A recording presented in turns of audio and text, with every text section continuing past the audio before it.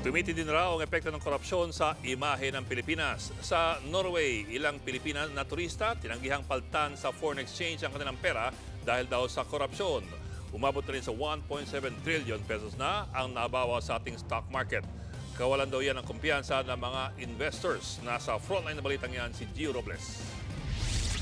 Hindi lang klima ang malamig sa Norway, kundi maging ang pagtanggap umano sa ilang turistang Pilipino. Aberya kasi ang sumalubong sa grupong ito ng mga senior citizen mula Maynila. Tinaboy kasi ang isa sa kanila sa isang money exchange service sa Oslo Airport noong October 6. Ayon yan mismo sa kapatid news anchor na si Gretchen Ho. Kwento niya sa Facebook, tinanong pa raw ng staff sa money exchange service kung taga-Pilipinas ang naturang kaanak ni Gretchen. Hindi raw kasi nila pwedeng palitan ang hawak nilang US dollars dahil sa anyay korupsyon at money laundering sa Pilipinas. Sinabihan din daw ang kanilang kaanak na magpapalit na lang sila sa ibang money exchange service pero wag sa mismong airport. $300 lang naman ang ipapapalit sana. Katumbas yan ng halos 3,000 Norwegian krona o nasa 17,000 pesos. Tinawag yan ni Gretchen na terrible.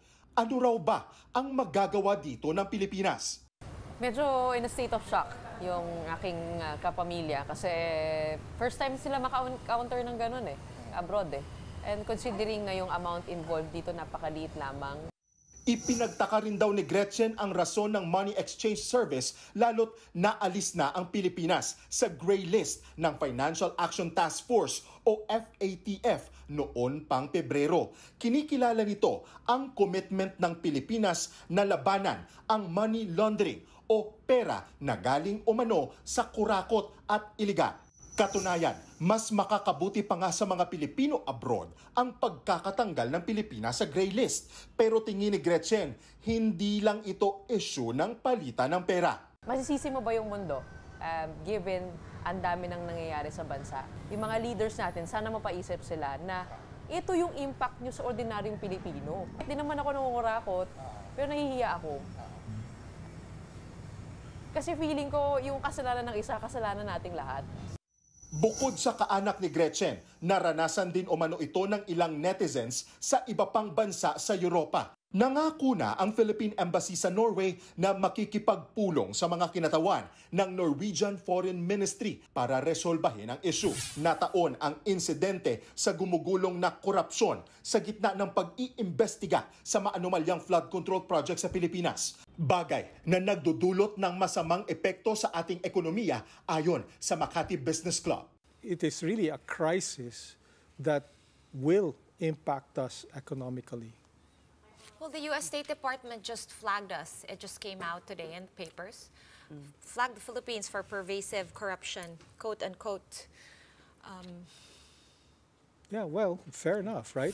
Halos ganito rin ang sentimiento ng grupong United People Against Corruption. Anila, hindi dapat maliitin ang malalim at malalang problema ng korupsyon sa ating gobyerno. For almost weeks or month na pag-iimbestiga, wala pa rin yung pagpapanagot. Kaya kami na pinupush talaga namin na dapat may managot. Yung mga taong bayan na mismo, yung magko-complaint doon sa kanilang magko-complaint doon laban sa mga congressman o sa mga senators o kahit sa sino man yung sangkot doon sa issue.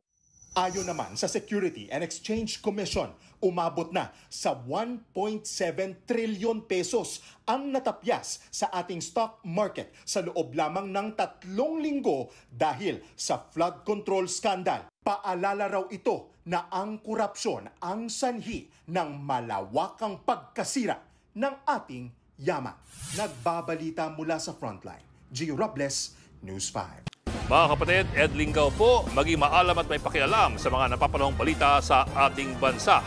Para sa mas malilimang pagtalakay at paghimay sa mga issue at headlines, mag-follow at mag-subscribe sa social media pages ng News 5.